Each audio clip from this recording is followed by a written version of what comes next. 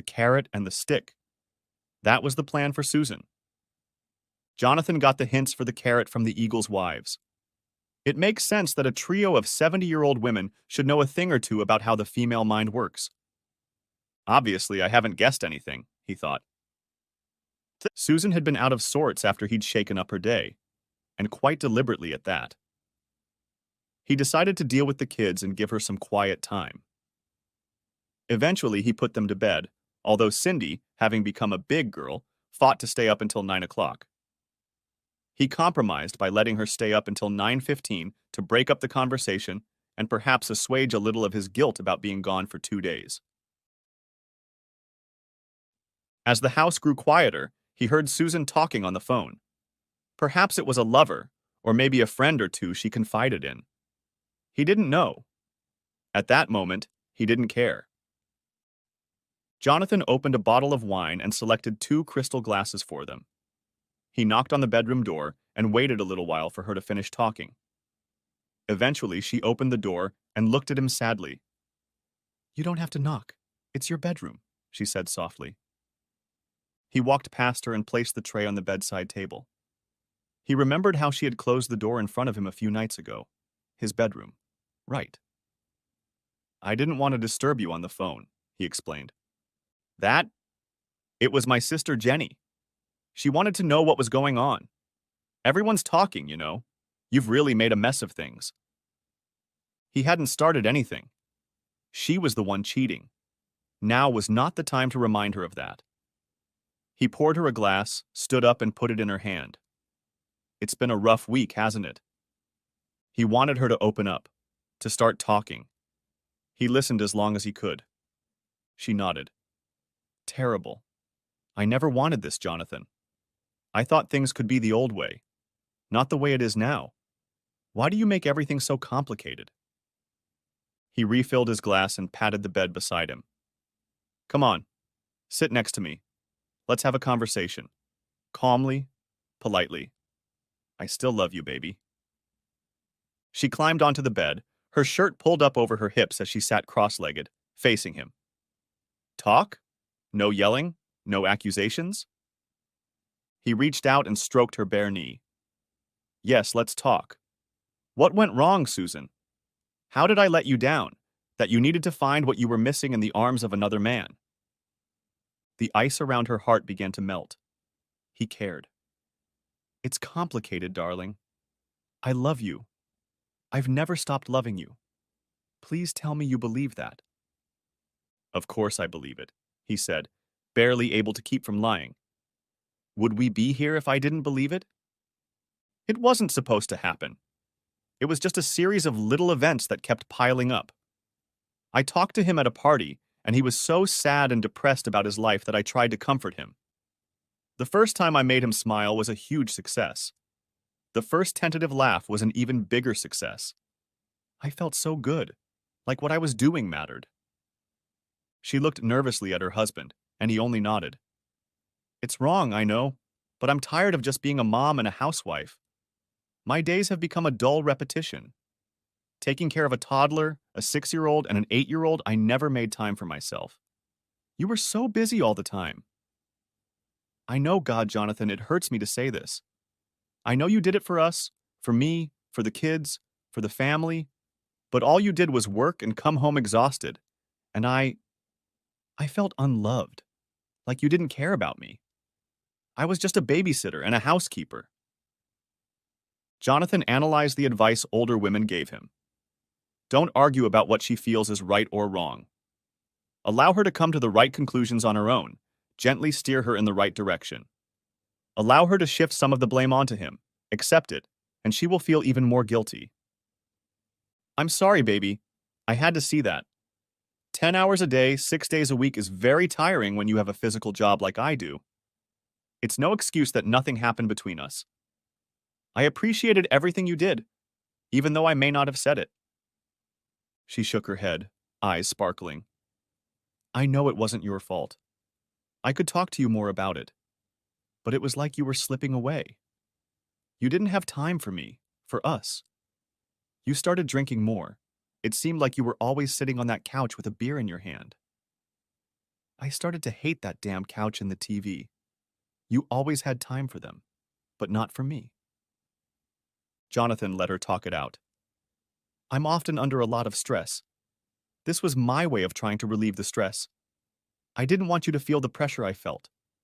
We were letting people go, and there was more and more work and the schedule was tight. I should have talked to you about it instead of keeping it all to myself. She snorted and wiped her eyes.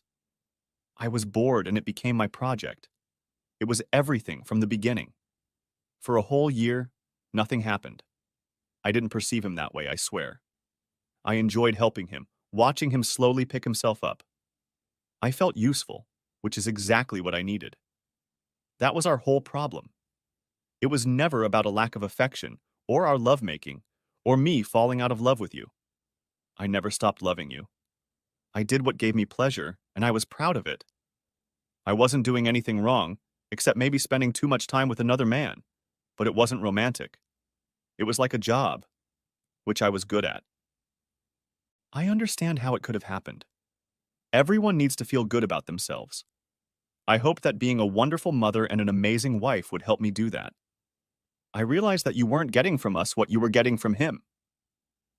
Jonathan was finding it increasingly difficult to keep up the pretense. She hadn't done anything wrong. Then why had she been hiding it for a year? She finished her wine and Jonathan refilled her glass. She took a long sip gratefully. It all happened so fast, I wasn't prepared for it. It was slow going at first. A few phone calls, a few meetings over lunch or sitting together over a cup of coffee. We talked. Talked like we didn't talk to each other anymore. He was easy to talk to. He wanted to go out to dinner, but I couldn't. I was a married woman. There's a difference between lunch and dinner. I offered to cook him a meal. At first, it was a little strange being in an unfamiliar kitchen, not knowing where anything was. A little anxious, to be honest. But I didn't have any romantic feelings. He was just a friend. Jonathan refilled his glass. He didn't want to hear this. He didn't need a detailed story. He just wanted her to tell him what was so wrong with their marriage that she had to spend a year having fun with another man. Not this withering monologue about friendship. Men don't need women as friends. He knew the nasty bastard had intended to get into his wife's pants from the start. He wanted to shake her up and explain everything to her. Make her understand. To play the poor sorry man, to play on her maternal instincts. Instead, he tried to remain calm, nodding occasionally. After that, it was easier for us to go to his house than in public. It was private there, and we could talk more openly. Besides, I didn't want anyone to have any thoughts about us. We were just friends. She looked at him hopefully, hoping he would understand her. Go on, Jonathan said. It felt so good to be able to talk. Of course he would understand now. That was all they needed. A little time for him to recover from the shock, for his male ego to take a back seat. Once he realized the reason, everything would be fine. I used to help him around the house. He was so disorganized. Did a little bit of cleaning. Helped put things away. After his wife's accident, he let things go. We talked more. We could talk about anything. Sometimes we talked about our wants and needs. Then more about our desires, our fantasies. About what we were doing or wanted to do. It was about communication. Spending time together. Understanding. He seduced you, Jonathan mumbled, not wanting to say the words. She looked surprised. No, never. He was a friend. Someone who needed me and who needed me. Good friends can talk about things like that. That's just it. He's not like that. Jonathan bit his lip, waiting. If he opened his mouth, all the night's efforts would go to waste. He tipped the bottle over and poured into her glass. It just happened. I was in the kitchen and then we started kissing. I know I should have stopped it, but it was a kiss between friends. And then all of a sudden we stopped. I don't even know how I ended up in his bedroom. Her hand shook as she sipped her wine. She looked up at him and he saw tears in her eyes. I didn't mean for it to happen. I felt awful. I came home and showered and scrubbed and scrubbed and scrubbed, but I never got myself cleaned up. I had cheated the only time in my marriage and I hated myself for it. I knew you would see it in my eyes, but all you did was grab a beer and sit on the couch. You didn't question me. You didn't see the guilt. I wondered if you cared. She drank half her wine.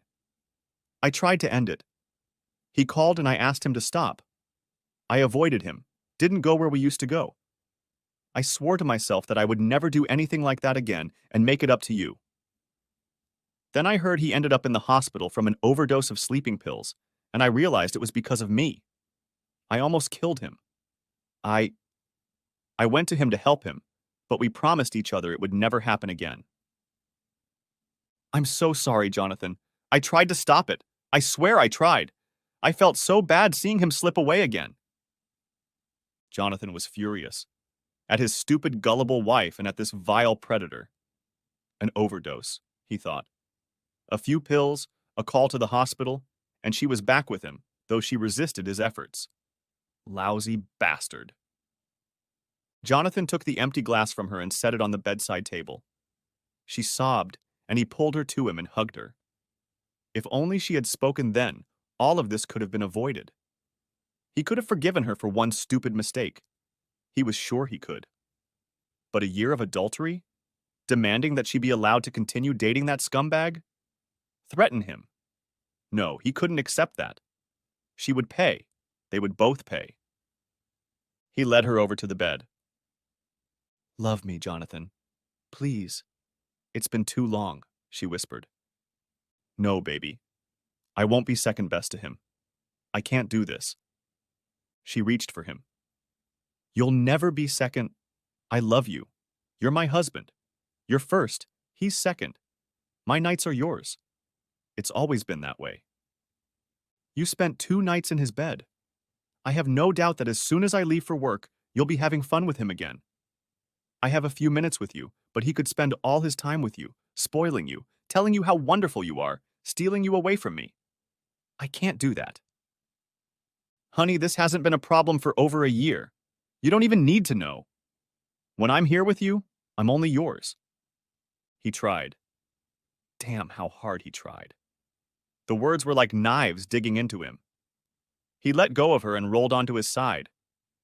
Goddamn whore. I married a goddamn cheating whore. Susan didn't understand, couldn't comprehend what had just happened. He was so good, so loving, so understanding. And then suddenly he'd become so withdrawn. Why couldn't he just love her? Nothing had changed. She moved closer to him. What if she'd stopped then? After that first time. She sighed. It was too late now. She had to make him understand. Nothing would change. Things could be okay again. Maybe even wonderful, like it had been in the beginning. Please, Jonathan, she whispered. I'm here for you. I'll always be by your side. Never again as long as you're with him, Jonathan said coldly and rolled off her onto his stomach. Susan turned away from him, feeling the pain of rejection. She didn't even try to hold back her tears as she fell asleep. Next chapter. The next morning, Jonathan was up bright and early. It was the dawn of a new day, and he no longer felt out of control. He told his wife and her lover about their behavior and insisted that it stop. With the help of family and friends, he began to take action to put an end to it.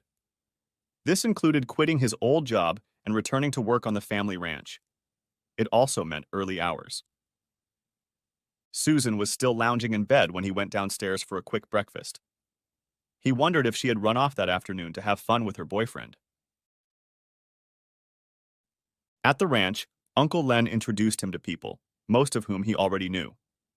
He was told of his duties and put in charge of old Miguel, who had been with the family for a good 20 years.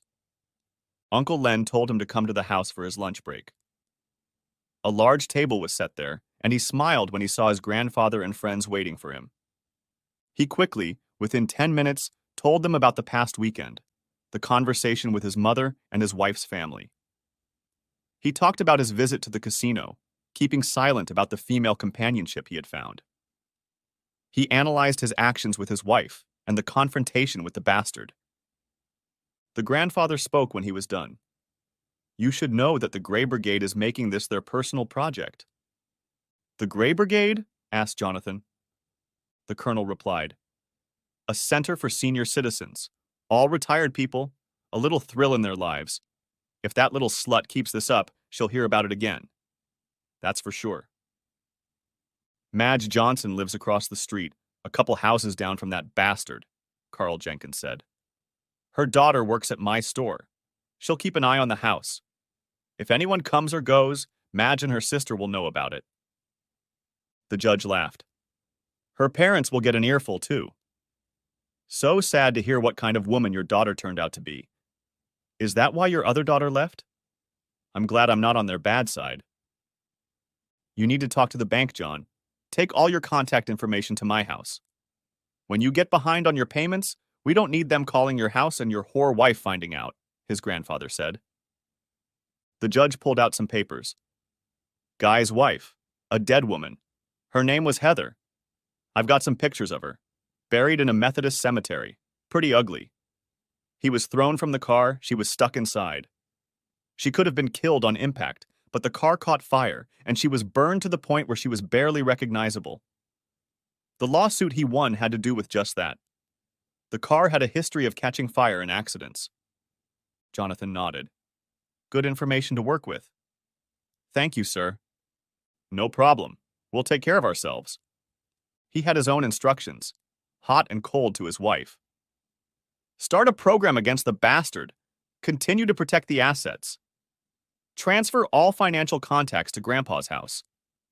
By the end of the day, Jonathan was sore in places he didn't even realize he was sore. It was nice to work outdoors and be around old friends. He went home, cleaned himself up, and started his second job. His wife. Next chapter. That night, Rich Patton got a call from a blocked number. Hello? It stings, Richie. How could you let me burn like this? It hurts so bad. A trembling female voice whispered. He remembered lying on the hard pavement and looking at the car engulfed in flames with his young wife still in it. He dropped the phone, and the words resurrected the pain in his mind. Screamed a voice on the other end of the line, still audible from where he stood. Next chapter. No, you can't bring the kids in here for us to watch, Brenda snapped angrily. But Mom, I have to go out, Susan said. Take your kids with you. They're your damn kids, Susan.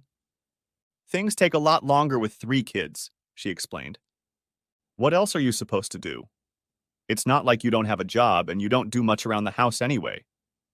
Are you going to run off to that bastard you're having fun with? Her mother grinned. He's not a bastard. He's a good man. You don't understand. I understand that he's a lowlife who entertains another man's wife. God, you're such a disappointment to your father and me.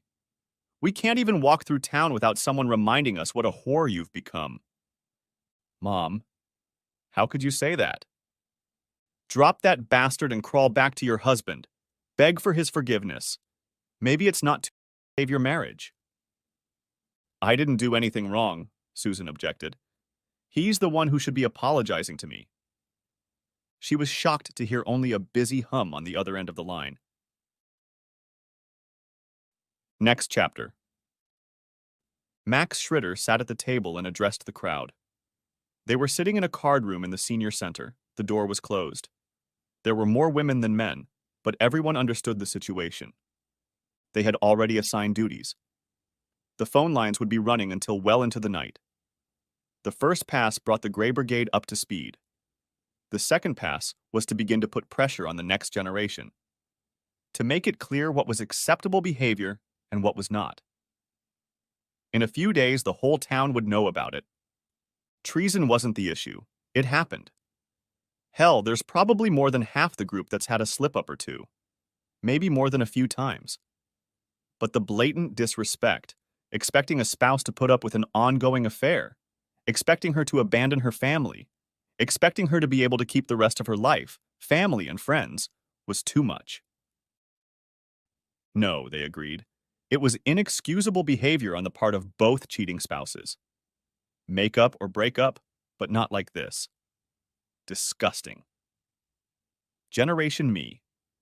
They would be reminded of it, rebuked, insulted, and judged wherever they went. No, this behavior could not be allowed to spread. Duties were assigned, tasks were set, options were discussed and weighed. When the room was nearly empty, the colonel sat down with his 5 aides. This is the most unpleasant part. Do we all realize what's involved? The risk? All of his life mates agreed. They were up to the task. John Kroom took the lead. Copies of his house keys were handed out. Straight from his wife's keychain, into Jenkins's control room, and then into the hands of the criminals. Photos, articles, documents, love letters, anything they could gather. Step 1 is to get more information. They'll be notified when he leaves the house. Gray's network will keep tabs on him. Once they determine the right moment, the first hack will happen and they will gather as much information as possible. Only then will the guilt campaign go into full gear.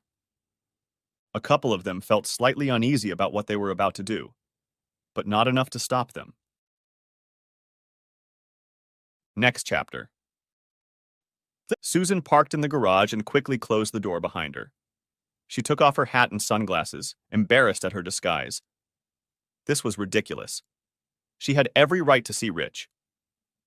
She entered the house through the garage and readily accepted his embrace. They didn't talk about anything but missing each other as they walked to his bedroom and quickly undressed before collapsing on the bed together. Half an hour and 2 sessions later, he stood up and stared at her. How did you screw this up? No one at the firm even wants to talk to me. Susan was stunned at his accusation. How had she ruined everything? He had used her to get off, not even caring about her satisfaction after the nights she had given him. She'd faced her husband alone, faced his anger and accusations. And now it was her fault? You wanted to stop hiding. You wanted sleepovers. It was your idea to tell him, to force him to accept us, to threaten divorce and children. How the hell did that become everyone's idea? He snapped back. I don't. Gossip. He told his family and mine. They still barely talk to me. The rumors must have spread. You were supposed to keep it a secret, just between the two of you. How did he know it was me? Where do I live? Rich was beyond angry. How the hell should I know? I talked to him like we agreed. Told him how it was. You're a man. You should have known how he'd react. I'm not some Neanderthal who can't hold his woman. Do I have to remove half my brain to think like him? Susan could barely believe his words. The disrespect, the anger. Where was this coming from? She started to pull on her clothes before she said something she would regret later. Rich reached for her. Where are you going? We're not done yet. You just got here. It's been a week since we've been together. You shouldn't talk about Jonathan like that. He hasn't done anything wrong. He's a good man. We're the ones who want to change the rules. A good man? Spreads rumors and gossip about us? Ignores you, disrespects you? What good is that? Snapped Rich, stepping between her and the door. I've got to go. I'm going to be late. He motioned toward her, pulling her to him. What about us, Susie Q? I miss you. We need to spend some time together. Tell him you'll spend the night here. He already knows. We need to reconnect. You're everything to me. You know how much I love you. I can't bear to go a few days without you. I need you. She listened to his pleas, realizing it was true. Without her, he would quickly go back to his old life. She took his face in her hands and kissed him gently. We'll work something out. No sleepovers. What am I going to tell the kids? You'll put them on your parents again. She sighed. It'll be a cold day in hell before they watch them again. They've made that clear. She started to pull away, but he pressed himself against her, needing help. Come back after they're asleep. I need to feel you in my arms again when I fall asleep. Don't you want that? She nodded, but if she were honest with herself, she would admit that she hated being separated from her children at night. She didn't sleep well at Rich's house. She smiled to herself. She didn't sleep much at all, come to think of it. Next chapter. Max answered Madge's call. The slut had spent almost 2 hours with him, sneaking around like a night thief. He called his daughter and berated her. What the hell were you thinking, Carolyn? Watching the kids while she went out to have fun? She said she was looking for a job, been collecting questionnaires. And you believe that lying whore after all she'd done? Carolyn wasn't happy when Susan showed up at her door 20 minutes late. She helped gather the children and put them in the car. Before Susan could leave, Carolyn grabbed her arm. Never again, you lying whore! Using me to cover your ass while you have fun with my son? Susan flinched at the harsh words. I didn't. Save the lies for someone else. You stink. You could at least clean yourself up before you take my grandchildren. What the hell is wrong with you? In the battle of shame and anger, anger won. If you don't want to see the kids, that's fine with me. I haven't done anything wrong. You'll never have to look at them again. You'll be lucky if you get to see them.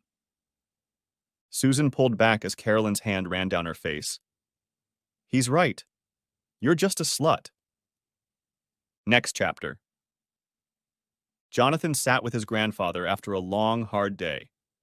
The last thing he wanted to hear about was his wife abusing him. I don't want to know, Grandpa. Frankly, I don't care. She asked your mother to watch the kids. Said she was putting together job applications or some other nonsense. Jonathan was seized with anger and his hands shook. No one watches my kids unless I say they can. No one. Not you, not Mom, not even the neighbor's babysitter. Don't blame your mother for this. She was trying to do the right thing. She has a right to see her grandchildren. I don't blame her. That's a lying whore under my roof. I'll talk to my mom myself. Next chapter. Mom, what is Jezebel? Asked Cindy. What? What? Asked Susan, surprised at her eldest's words. Dana's grandmother said you're Jezebel. Susan felt her blood pressure rising. She had no right. That old bitch had no right to talk to her daughter like that. It's okay, baby. That's what old people say. But not in front of her daughter, if she could help it. No more dates with Dana. That was for sure. Next chapter. Rich ignored the stares and whispers as he entered his old employer's office. It was helpful to keep the relationship going, and his monthly lunch outing was one way to do it. He waited patiently in the lobby. After 20 minutes, he realized something was wrong. As each new person stepped off the elevator, he noticed the stares, the whispers. No one was making eye contact. Something was wrong. He called out. Jean? I'm in the lobby. We're having lunch, he said. There was silence on the other end. I don't think I can make it today. Has something happened? I haven't seen Eric or Dan. It's just not a good idea right now. Things are kind of hectic. Maybe some other time sometime. I'm really busy. I have to go. Rich listened to the silence on the other end of the line. A quick call to Eric didn't yield anything better. Eric, we've had a standing lunch meeting for 2 years now? What's going on? The man could hear the anger in his voice. Your girlfriend? You led us to believe you were serious, that you were engaged. You never told us she was married and had 3 kids. You used us to cover yourself. Now we all feel like idiots. My wife would kill me if I went to dinner with you. No, I don't think we'll be going to lunch anytime soon. He looked up from the phone, feeling a steady gaze on him. He headed for the revolving glass door, blending into the crowd exiting the building. A year. She's married. He heard a whisper ahead of him. Cake and has it too. 3 kids. From behind him. $2 million for killing his wife, echoed in his ears as he hurried down the sidewalk. Next chapter. The end of summer was a rough time on the ranch. From dawn to dusk, checking hedges, working on irrigation, moving herds from pasture to pasture. It was almost time for the second hay cutting, which was going on at a great pace as long as the weather held. Uncle Len was still largely following the traditions of Grandpa Max. The ranch became largely mechanized, with pickup trucks replacing horses on many jobs. The Schritters still adhered to the practice of driving as little as possible in short distances. Gasoline cost money. Most of the work had to be done on horseback, especially when they had to move herds and check pastures. Jonathan had forgotten how exhausting it is to ride a horse for 10 hours a day. How tiring it was to carry 40-pound backpacks, dig trenches, and change fence posts. He looked forward to haying, which mostly consisted of traveling. Most of the ranch workers were laborers by necessity. The standard motto on the ranch was, "If it's broken, fix it." His expertise with cars, engines, and anything mechanical was almost revered. The ranch didn't send cars to work. If something broke, Jonathan could fix it. He may not have been skilled on the range, awkwardly herding hobos, but his mechanical ability and willingness to do whatever it took was admired by his fellow ranchers. He enjoyed it. Every evening he returned home tired, sore, and hungry, but he could not recall being so pleased with his accomplishments at the end of each day. It was only when he came home and faced the anger, disrespect, and judgment of his supposed wife and soulmate that he fell down. Every night as he entered the house, he would tense up, remembering his plans and goals. This wouldn't last forever, he told himself. Next chapter. The first picture of the charred body was slipped under Rich's door not long after he went to bed. It was gruesome, almost unrecognizable as human. Someone had written in white marker, "Heather Patton, burned alive, now burning in hell." His hands trembled as he picked it up. How could someone do something so horrible, so disgusting? Did they not know how much he regretted it? How badly he was hurt? It was an accident. It wasn't his fault. He loved her. He sat on the floor and sobbed until he fell asleep. Next chapter. Susan was unloading the grocery truck. What should have been a simple 20-minute trip took over an hour. The kids ran into the house, each carrying a bag. It was agonizing to see the stares, the judgmental looks. No one wanted to talk to her, but the whispers followed her everywhere. In some cases, she could barely contain her laughter. Did the whole world really know about her relationship? "Hey, Susan!" a nosy neighbor called out to her, nearly running across the street. Damn. That was the last thing she needed. "Hi, Margie. So what's he like, this young lover?" Susan felt her face redden. "I don't know what you're talking about." "Come on, Susie. You can tell me. Everybody knows. You and that young lawyer who killed his wife. Isn't that scary? Exciting, maybe?" Susan couldn't believe the bile that poured from the mouth of the neighborhood gossip. It was an accident. He didn't kill her. For an accident, he paid handsomely. So what was it then? You wouldn't have dumped Jonathan for some sad sack if he wasn't amazing in bed? I mean, really? Dump a real man for this scrawny boy? Susan slammed the back door of the car, turned around, and without another word, walked into her house. Next chapter. Jonathan hugged her as she cried in their bed. He felt really good about the way things were turning out. "What's wrong, baby?" "They're horrible. Everyone is horrible to me. They think I'm a slut." "You are a whore," he thought. "Shh," he whispered. "Things will get better. Do what's right and ignore them." Why can't they understand? Haven't they ever loved before? I can't do anything about my feelings. You still have us. Your family. We love you. She sobbed. Love? Do you love me, Jonathan? I've always loved you. Love me, Jonathan. Please, she pleaded. God, I wish I could. I want you so much, he lied. You can. I haven't been with him. Not since that last night. I'm yours, sweetheart. Still lying. Madge reported seeing her at his place only a week ago. 3 hours. At least she was lying about it instead of throwing it in his face. At least some progress. I'm afraid, he said softly. I know you're not the only woman he's been with. I don't know if he's infected you with anything, any disease. She tensed.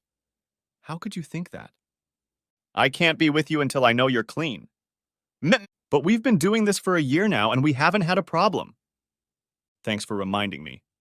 Slut, he thought. I've been tested. I'm clean. It's not fair to risk the lives of the parents of both our children. He's having fun with other women. Who knows what diseases they might have? He wouldn't do that. He loves me. You love me, and you did, Jonathan reminded her. I'm your wife, Jonathan. He pulled her to him and hugged her. Not until I know you're clean and no longer seeing him. Next chapter. The magazines began to appear. Miss Cosmo, Good Housekeeping, Southern Living, Homes and Gardens, all addressed to Heather Patton, a constant reminder. There was a large photograph taped to his front door. Her headstone. Spoiled. Under the words, loving wife, someone had written, murdered and replaced by a cheating whore. He tore the photo into small pieces and spent hours scrubbing the tombstone of the inscription with chalk until every speck of the inscription was gone. The police, who were called, found him and questioned him about his actions and threatened to charge him with vandalism. He went into a rage, screaming and crying, and had to be handcuffed before he calmed down enough to explain. They checked his ID card and compared it to a tombstone. One of the officers looked at him in disgust. Ah, you, the wife snatcher. Yeah, we know you. 3 days later, he was cleaning her tombstone again. Next chapter. Yes, I got your earlier messages. No, I can't pay. I lost my job and I don't have any money. Max Schritter hung up the phone, smirking. Third call in 2 weeks. Things were definitely going according to plan. He looked at the picture in his hand and smiled. He would give it to the boy after work. That should help. It wouldn't prove anything, but it should help sow the seeds of discontent.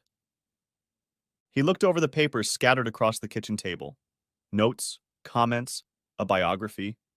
Information gleaned from the bastard's home. A mass of information. For Max, it was interesting, fun, something to do. A new purpose, albeit a temporary one. Righting wrongs, punishing the guilty. These two were very, very guilty. Next chapter. The ranch doesn't close on weekends. Jonathan worked, but he took his family with him. He hoisted his oldest into the saddle of an old quarter horse. Do you really think it's safe? Asked Susan. It's been done that way for 4 generations. Buttercup is a gentle horse. She'll take care of our girl.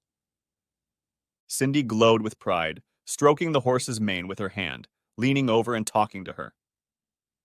Jonathan took the bridle in his hand and began to walk around, watching his firstborn, watching her balance, pressing her knee to show her how to sit properly. He found it amusing that girls were always so eager to sit on horseback. Taking a few turns, he handed the reins to his little girl and let her smile warm his heart. She was already getting the hang of the old Western saddle, gliding along with the horse. He could see the change in the horse as she calmed down. She knew her helper was comfortable, and that made everything right. Is it your turn? He asked Susan. Me? Are you crazy? She asked. Come on, Susan, relax a little. Give it a try. With a little push, he sat her in the saddle and began to explain. She was nervous, much more so than Cindy had ever been. His daughter seemed to already live in the saddle. She led her horse beside her mother, talking to her, laughing until Susan relaxed enough to move more than a crawl. Jonathan slipped his foot into the stirrup and climbed onto the gray's croup. Patting his neck and nipping at his heels, he trotted off, and when he was near the 2 girls, he switched to an easy gait. It's not so bad, is it? Do you do this for hours every day? Asked Susan. Sometimes. It's different every day. There are times when I rarely leave the garage at all. Do you enjoy it? She asked. I like it. He looked at his daughter, seeing her energy, her desire to do more, to trot, to gallop, to become one with her horse. He chided himself for not teaching her to ride sooner. They'd been ranchers, had been for 5 generations. It was in their blood. He'd been a fool to deny it. Next chapter. Rich sat up in bed and listened. There, the crying, the sobbing, he thought. It had stopped. He closed his eyes, wanting to sleep, to no avail. When the quiet crying began again, he pulled the pillow over his head, trying to ward it off. "I'm so sorry," he whispered. Outside, John took another sip of lukewarm coffee. Another hour and his shift would be over. He adjusted his headphones and listened to the bastards whining. He pressed the remote, turning on the third recording, the sound of a burning fire. "It was an accident!" he heard him yell. He gave the bastard 5 minutes and turned on recording number 1, a pathetic cry. It wasn't easy. Sometimes he got goosebumps running down his spine, and he knew it was Diana on the tape. Next chapter.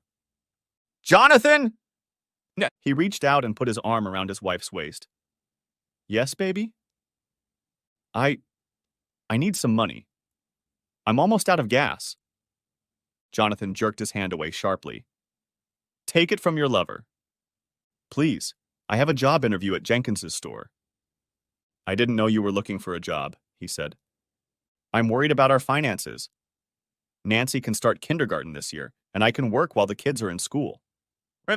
"You're not going to use the money to go out with your lover, are you?" "No, Jonathan, I promise. It's for gas so I can go to job interviews and take care of our kids. And what if there's an emergency? I'm on empty."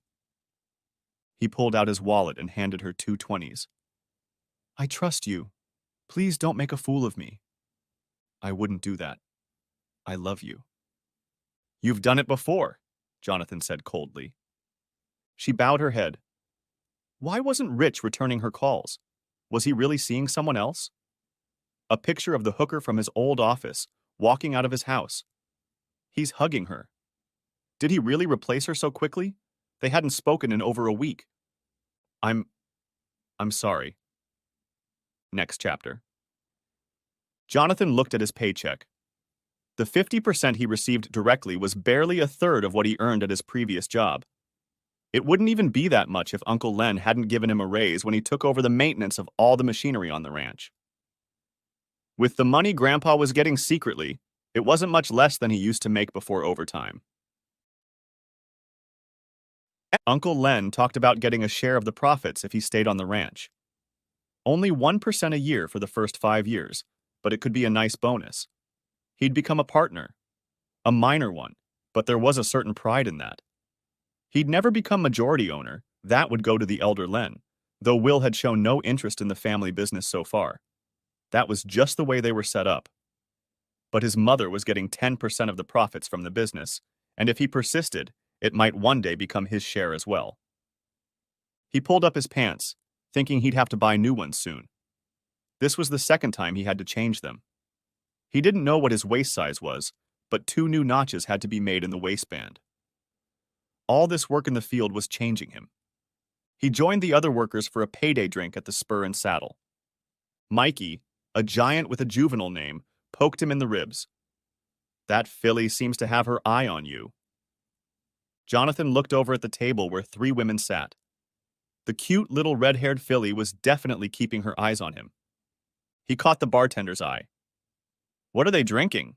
he asked, nodding at the table. "Shiner pitcher." "I'll take one." The old bartender nodded and winked at him, placing the pitcher in front of him.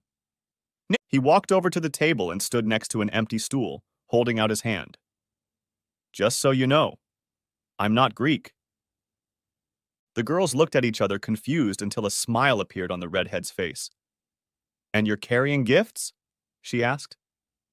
He winked at her, set the pitcher on the table, picked up the old one, filled their glasses, and walked back to the bar with it. After a moment, the blonde patted him on the shoulder. "You're kidding, right? You're not even going to have a beer with us?" "I've made a habit of drinking beer," he explained. She glanced at his glass.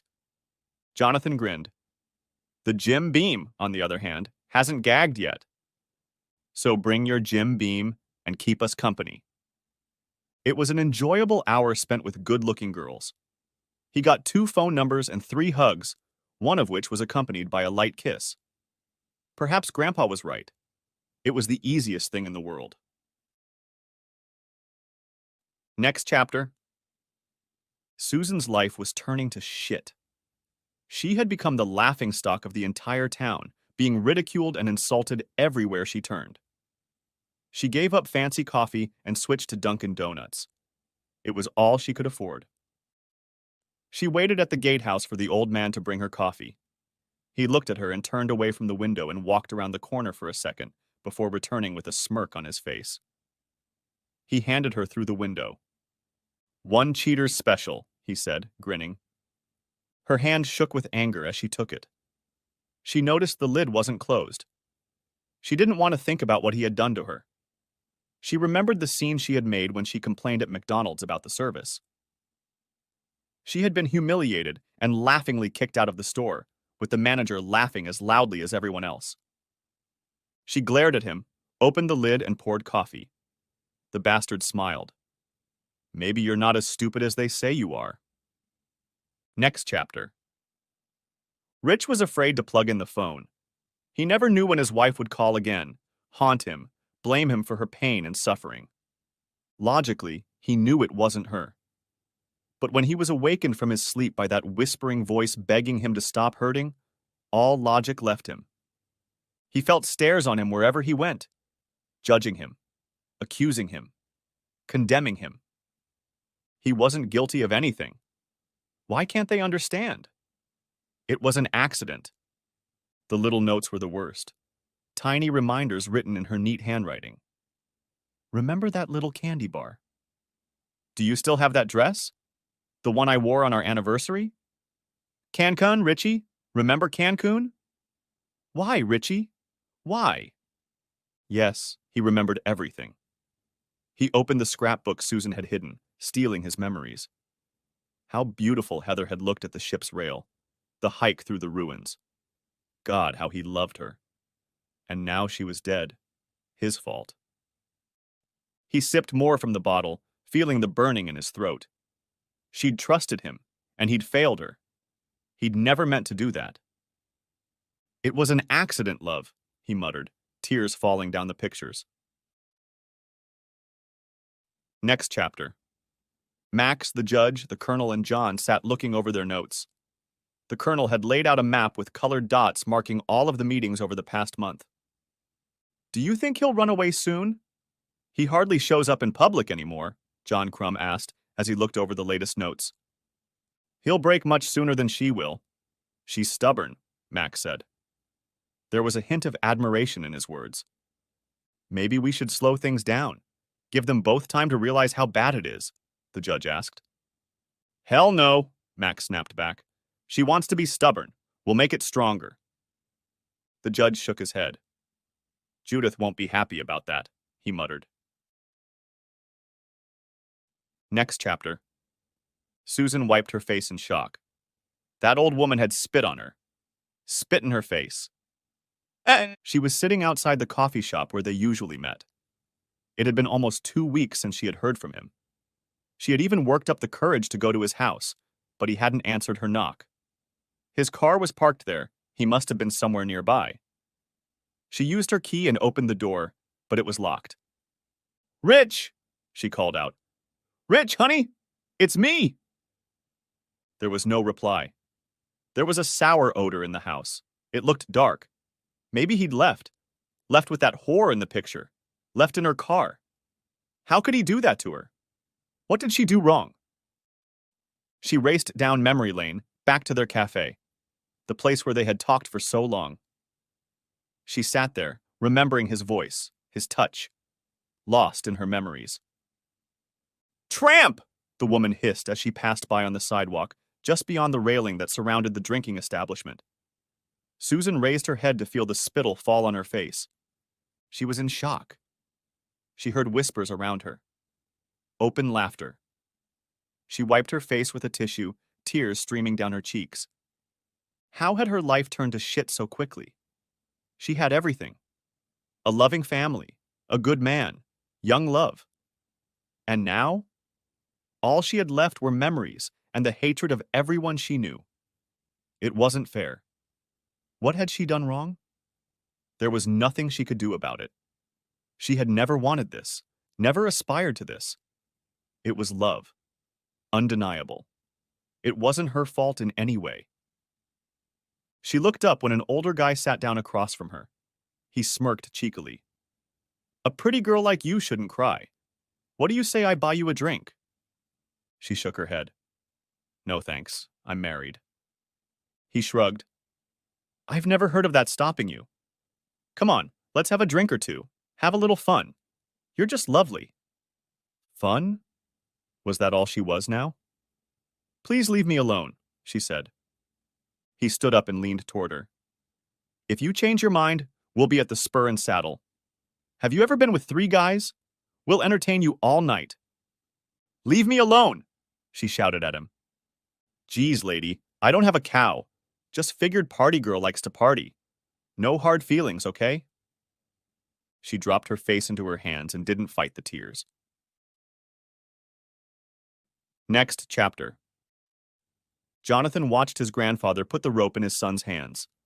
He was showing him how to hold the loop open, how far down to hold the 2 ropes parallel, a foot or so from the Honda, the eye of the lariat. Explained how to wind it properly, how to hold it with his free hand. Their target was a pole sticking out of a hay bale.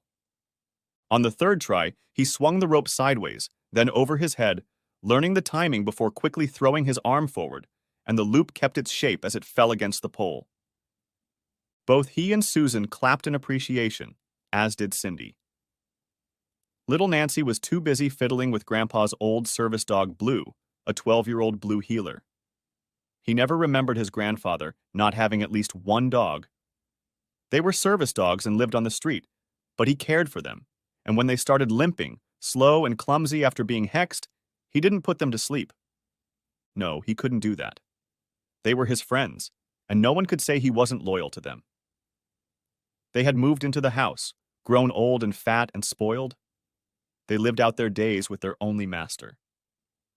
They craved the lightest touch, a single word of praise, always by his side. Their loyalty was rewarded. Grandpa reached out and squeezed Joey's shoulder. Jonathan remembered that touch. How good it made him feel. Sloppy, but it's a start. That was as close to praise as he could get. Someday he would learn to appreciate it. He felt Susan lean against him and put his arm around her shoulders. He's good with kids. I never would have expected that, she said quietly. He's always been that way. Some of the best days of my life were here, with him and Dad. We had some wonderful times, didn't we?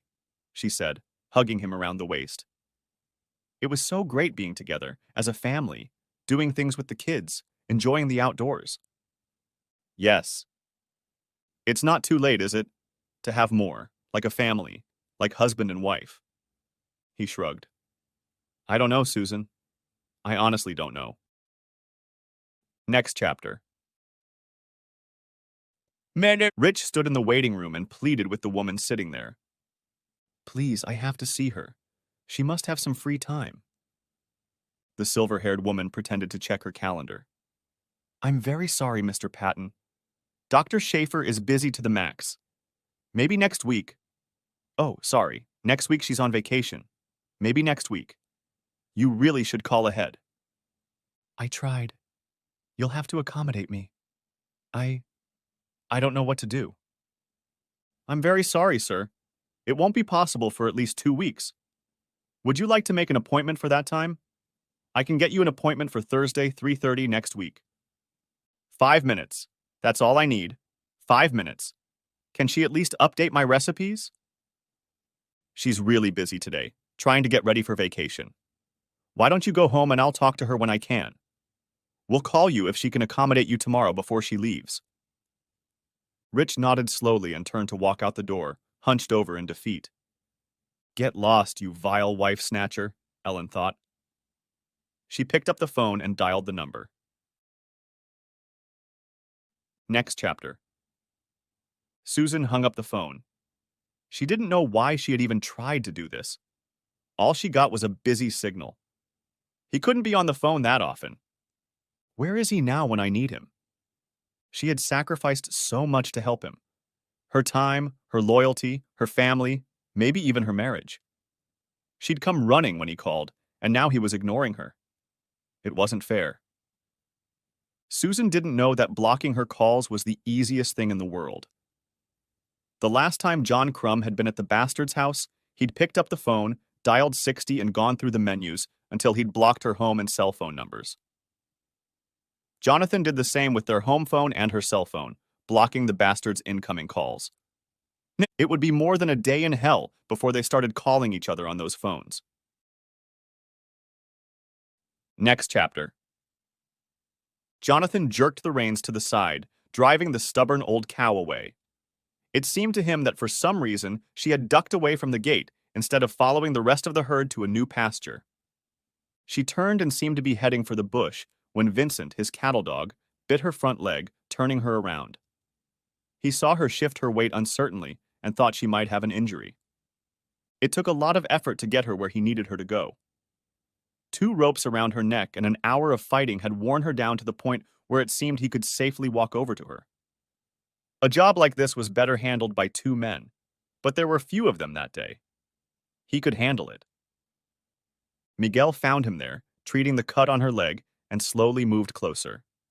He didn't want to scare her off. "Dangerous, alone," the old man said. "Didn't want her to get caught in the thicket or end up limping. Thought I'd take care of that an hour ago." An experienced eye checked his work and nodded disapprovingly. "Can you handle it?" "Yes, I'll have her through the gates within the hour." "Close them behind you!" Jonathan felt a pride in his work he hadn't felt in far too long. His shoulders ached, his hands were chafed, and he'd be lucky to get back before dark. He was happier than he had any right to be. He removed the ropes and spoke softly, soothing the cow. Vincent lay patiently a few feet away from him. He patted the young dog on the head, praising him for a job well done. "Good boy, Vincent." He smiled, remembering how Joey had chosen his name for him. His son thought the dog's coat color, a mixture of blue, black, and gray, as well as a large light gray spot on his side, reminded him of Vincent van Gogh's painting Starry Night. Jonathan hadn't seen it, but he was proud that the boy even knew who Van Gogh was. Grandpa agreed that Vincent was a better name than dog. Next chapter. Then Susan walked out the back door of the ranch looking for her children. Her legs ached from standing for so long, but now she was with her family again. She saw a group of men gathered in a circle inside the fence. She rushed forward when she saw there was some kind of fight going on. Len's wife, Grace, was leaning against the fence. She grabbed Susan's arm. "Leave them alone!" "What's going on?" asked Susan in desperation. She noticed her son standing next to Jason Crumb, one of the boys in Cindy's class. When Joey turned around, she saw that her son had a black eye and a swollen lip. Oddly, he was grinning. "They're giving your boy self-defense lessons," Grace explained, holding onto Susan's tense hand. "I don't want him to fight." "I don't think you want him to get his ass kicked." Susan was surprised to see her daughter Cindy come out with a tray stacked with drinks. The 10-year-old girl walked over and stopped in front of her brother, giving him the opportunity to choose first. She then turned to Jason and, blushing, offered him one. "What's this all about? Cindy would rather kick Joey's ass than wait for him. They fight like cat and dog." "Matt!" Grace pulled Susan up to the railing and put her arm around her waist. "He saved her bacon, fought for her, and got his ass kicked for it." Susan gasped. He doesn't fight. We don't allow it." Good thing he did today. A couple of boys from school decided that since Cindy was her mother's daughter, she'd be easy, she'd fool around. Caught her behind the bleachers. She managed to get her shirt off before your boy came at them with fists. That's what Jason says. Jason leveled the situation.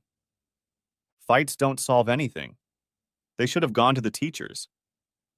Grace looked at her in disgust. "What are you, stupid? If they'd gone that route, she'd be soiled by now. Those little assholes would probably have gotten a lecture. Or maybe not even that. Sometimes a man has to stand up for what's right, even if he's only standing up to his waist. He could have been killed." That doesn't make any difference. You should be proud of him. To his family. Protecting his sister like that. The men will see to it that he knows how to take a punch in a fight. Leave the boy alone. This is their world. Cindy walked over to where the two of them stood, leaning against the railing and watching. Are you okay, baby? Hesitantly asked Susan. Her daughter replied absent-mindedly, her attention fixed on the crowd. Isn't he wonderful, Mommy? The admiration in her daughter's eyes never faded. Who, Cindy? Jason. The way he beat the tar out of those assholes. They'll never mess with me again, as long as Jason and Joey are around. Susan didn't hear Max come up behind her. Damn good kid you raised, Susan. No matter what anyone says about you, you can't take that away. You can be proud of your son. I know I am. She watched as her boy got up off the ground again, brushing his jeans, and one of the ranch workers lifted his hand, showing him how to hold it. She wanted to run over there, to hug him, to hold him close, to protect him. She watched him fight to protect his sister. Against the older boys, 3-on-1. So much like his father. I'm proud of him. Don't let him get hurt, Max. Please? Max laughed. He's not the one you need to worry about. The guy's got sand. He doesn't have an ounce of kindness in him. Where's my husband? Why isn't he here? Irrigation problems. He probably doesn't even know what's going on yet. He'll be back soon. The ranch won't close because of one little squabble. Susan remembered Grace's words about Cindy being her mother's daughter. Easy. Her reputation made her little girl a target. That wasn't fair. None of this was fair. Would her nightmare ever end? Next chapter. Oh God, this is going to be bad, Officer Banks said, holding a handkerchief to his nose. His partner reached into his pocket, pulled out a Vicks, and rubbed a little into each nostril. He handed the container to the younger guy. The kid would learn. They called out to each other again, but got no response. The house was a mess. Scattered papers, dirty plates in the living room and kitchen. The strongest smell was coming from the back of the house.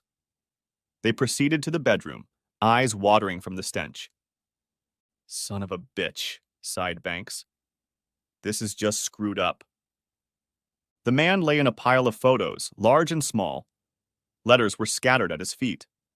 A bottle of vodka less than half filled and empty prescription pill packets told them all they needed to know.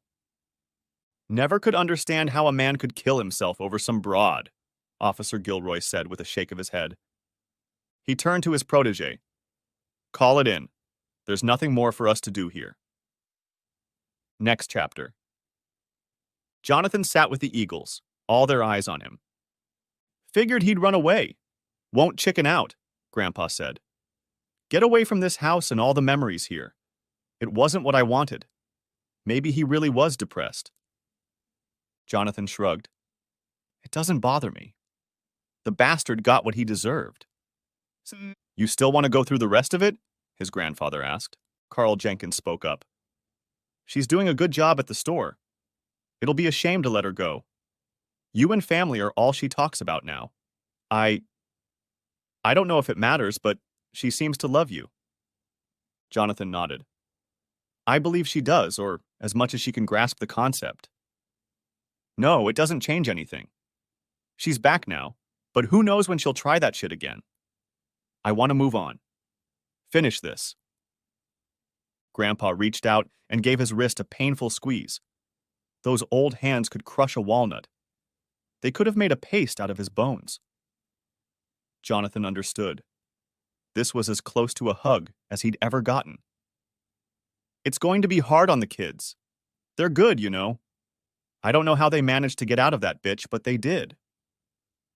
I know, Jonathan told him. I'm not going to cut her out of their lives. I just can't get over what she did. For a whole damn year. Next chapter. Susan was tired but felt better. It had been over 3 months since her world had exploded. It had been hard. Excruciating, to be honest. But things were getting better now. The time spent at the ranch with the kids had done them good, revitalized them. She grinned to herself.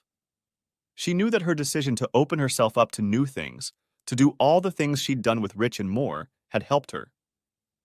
She squeezed her cheeks lightly, feeling the delicious pain. She couldn't take it too often, but Jonathan loved it. He deserved it. All of her. He loved her. He'd forgiven her. Last night he'd hugged her and kissed her afterward. The words came almost in a whisper in her ear. I love you, Susan. I always have. And I always will. I want you to know that I forgive you. Forgive you for everything. Forgive me. She burst into tears and hugged him desperately. His strong arms wrapped around her, supporting her. He took her again, gently, long and slow. Love. It was going to be okay. Better than okay. Next chapter. Jonathan got home early. It was cleaning time, but the morning rains had prevented it. Uncle Len knew it was an important day for him, so he sent him on his way. On the front lawn of the house, he noticed a notice for sale. The house had been foreclosed on. They had 30 days to vacate the apartment. Half of the children's belongings had already been moved into his grandfather's house, slowly, quietly. They'd been told these were rooms for those staying with them for the weekend. He knew it would be difficult. It shouldn't be. She was a lousy, cheating whore. But 11 years, 3 kids, and a few months of remorse had softened the pain a little. A little. But not enough. He showered, dressed in his best shirt and clean jeans. He looked at his tanned face in the mirror, trimmed his beard, and examined himself. There was a new man looking back at him. A better one in many ways, but a sadder one. This was not what he wanted out of his life. He returned to the living room, opened a bottle of her favorite wine, and poured 2 glasses. He set them on the coffee table, placing the papers neatly on the sides. Jonathan corrected their arrangement a second time. She did it. I didn't. All he had to do was remember her, the way she'd spoken to him that first night. Her great lover, who understood her, threatened him. To leave their home and get into that bastard's bed, leaving him in this unbearable pain. What evil, selfish bitch could do such a thing? The memory burned all doubt out of him. The door opened and he rose nervously. Jonathan? Why is there a for sale notice hanging on our house? Are we moving? He walked over, took her hand, and sat her down. Baby, he said, and the words stuck in his throat. There's something we need to talk about. She looked at the table, at the 2 wine glasses, the stack of papers beside them. She looked at the papers again and finally recognized the words. Original petition for divorce. She turned and looked into his eyes. Looking for sadness or anger in them, she saw emptiness. Why? She asked, trembling. You've been cheating on me for a year, Susan. Insisted I put up with it. I'm not cut out for it. I'm sorry. She was barely breathing, her hands shaking. But you said you loved me, that you forgave me. I love you, and I always will. You were my first true love and the best wife a man could ever dream of for 9 wonderful years. The mother of my beautiful children. An amazing mother. I forgive you. I forgive you for everything. But it's not enough. Please don't do this, Jonathan. You don't want a divorce. It's going to be horrible. I'll fight it every step of the way. I swear I will. I need my family. I don't want a divorce. The case is done. It's been filed. The official bailiff will be here soon to serve you with the papers. We have 30 days to leave the house. I'm taking the kids to Grandpa's. He has a place for them, and you know they love the ranch. I won't tear you away from them. We'll have joint custody, and you can see them as much as you want. No, you're not taking my kids. I have rights. Where will you live with them? How will you take care of them? Here. I'm going to leave them here. I won't let you sell my house. Never. It's not our house anymore. It belongs to the banks. It's in foreclosure.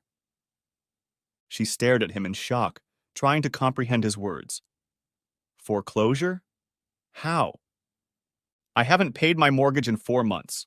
I don't make enough money anymore. But, but that's impossible. Why didn't I know? Because I didn't want you to know. Then she realized. It had been a divorce from the start. He was never going to give her a chance. It had all been planned. How could you spend me like that? For 4 whole months? Lied to me. How could you? I just had to remember the 2 years you lied to me. A whole year you went to bed with another man, gave him your love, your affection, mocked our marriage. It was very easy, really. She felt the anger building in her. I'm still their mother. The courts will give them to me. You know they will. I'm going to make your life a living hell, Jonathan. You'll never see them if you do this. I swear you won't see them. Where will you live? How will you take care of them? He asked quietly. I'll probably go back to Rich. He'll take me in. He loves me. She knew there was little chance of that. He had cut off all contact. Still, once she explained, You don't know? Asked Jonathan, concern reflected on his face. Don't know what? Rich is dead. Suicide. An overdose of sleeping pills. Susan heard those words, trying hard not to believe them. Deep down, she knew it was true. Without her, he would sink back into depression. She remembered how he'd been after she'd left him the first time. It wasn't her fault. She'd tried to talk to him, to see him. He was the one who had cut her off. She'd tried. She went to him. She saw him. She didn't want it to end the way it had ended, in silence. Oh, God. He was dead even then? How long ago? Why? Had she really just walked away? Had he gotten the same treatment she had? Oh no, he couldn't have survived that. Not in a million years. He wasn't strong enough, without her by his side. Maybe it was a lie? Jonathan had lied to her, trying to hurt her like she had hurt him. It had to be a lie, didn't it? He couldn't be dead. Not Rich. Jonathan held her, waiting for the shaking to stop. The glazed look in her eyes, the lack of reaction. Susan, he repeated quietly. Susan. Eventually, her breathing calmed, and he felt her snuggle against him. She began to cry, then quietly, then harder. He pulled her to him and hugged her. He's dead, isn't he? She finally sighed. It's been 5 days now. I'm sorry. I thought you knew. What am I supposed to do now? She whimpered pitifully. I think your parents will take you in, at least for a while. You have a job. You're still a beautiful woman. You'll find someone who can accept what I couldn't. You'll be able to see your kids as much as you want. I want them with me, she said. I know. Your parents don't have room. I don't know how you'll be able to afford a house big enough for the 4 of you. You don't want them living 3 to a room, do you? She shook her head. Grandpa has plenty of room. Miguel's niece will take care of the house and watch the kids when I'm not around. Grandfather isn't thrilled with you, but he's agreed to allow you free access to the house and the children. You could help me. Alimony and child support would allow it. Right now, I make less than $20,000 a year. I can pay maybe $500. That won't be enough. They have a huge house, 10,000 acres of backyard. They won't need anything. Grandpa has a lot of money. He's crazy about them. What can you offer them? They're my children, she sobbed. Yes, they are, and they will be. Why can't we go back to the way things were, Jonathan? We love each other. Things have been so good the last couple months. I made a mistake. Don't punish me forever. I didn't mean for this to happen. I'm so sorry. I could never trust you again. I'd always wonder when you'd get into someone else's bed. You'd come to my house. I can't do that. I don't want to. I've moved on with my life, and it's time for you to move on too. I can't. I know I can't. I'll die without my family. There's no point in living. I hope you don't die. It will be hard on the children. The children? Don't you care? Of course I care. Unfortunately, it's not enough. Your betrayal was too deep. Too complete. You destroyed me. She shuddered, hearing the condemnation in his words. And now you're going to destroy me. Yes. Next chapter.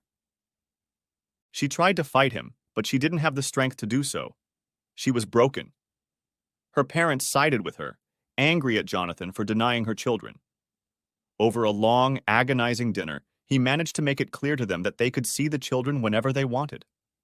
Susan could have unlimited access to them. When she pulled herself together, if she had room for them, they would decide on joint custody. Dinner was held at his grandfather's house, and it was obvious that the children were happy there. The 3 new puppies kept them busy. Cindy went horseback riding every day and insisted on showing her grandparents her new horse. Joey was proud beyond belief. He was wearing everything the ranch workers wore, his boots were dusty, and the little Stetson was stained and twisted at the sides. Nancy sat on her great-grandfather's lap, happy as a clam, while he read to her, giving her time to talk. She had him wrapped around her finger, and everyone knew it. The meticulous old man had finally met his match. They were home, happy. She couldn't take that away from them. She signed the papers and continued her dismal, miserable life. There was no alimony. She made as much as he did, on paper. He didn't ask for alimony and offered joint custody of the child, where he was the primary caretaker. They had virtually nothing to share except for a few pieces of furniture Jonathan kept in the backyard for her to pick up whenever she wanted. Eventually, he gave her a check for half of their joint capital, $1,120. 11 years, $112 a year. Susan lost her job at Jenkins Hardware a week after the divorce. Times were tough, she was told, and she was one of the newest employees. She lay at home in her childhood bed and contemplated what had happened to her life. She had everything. And now she had nothing. Absolutely nothing. Next chapter. Susan met up with her grandmother. They sat in the living room and drank tea together. "You look awful, dear," Grandma said to Bridget. "I know," Susan replied quietly, unable to meet her grandmother's gaze. She remembered the harsh words, judgmental, insulting to her. Her grandfather still wouldn't acknowledge that she was alive. "It's been over a year, Susan. You need to get over it. Move on with your life. You're still young.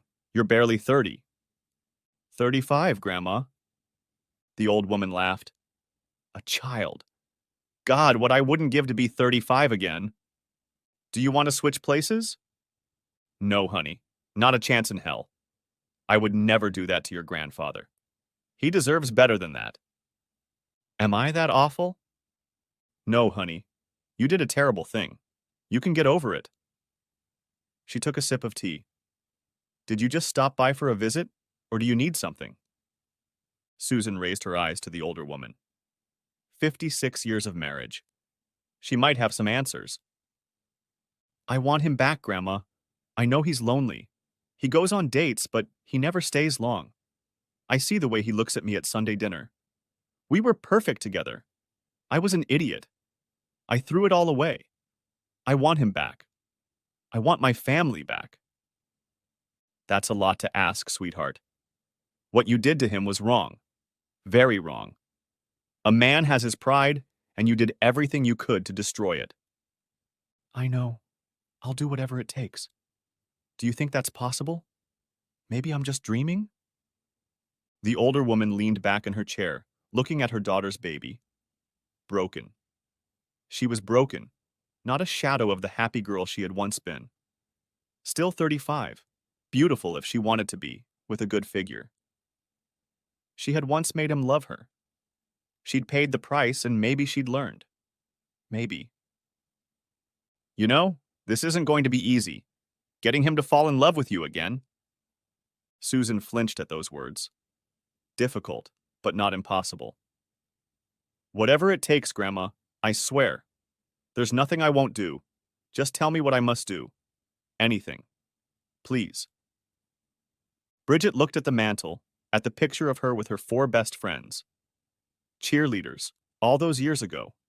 the most popular girls in school. The original Magnificent Five. All of them are now married. Emma celebrated her 50th birthday last month. Josephine to her second husband of 10 years. May Darren rest in peace.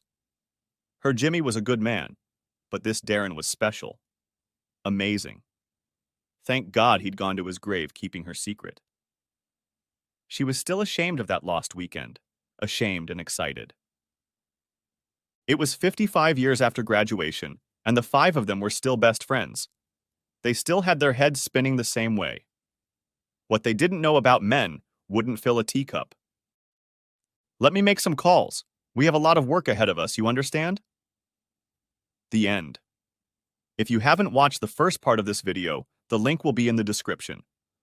Thanks for watching. I hope you enjoyed it, so subscribe to my channel and watch the next video.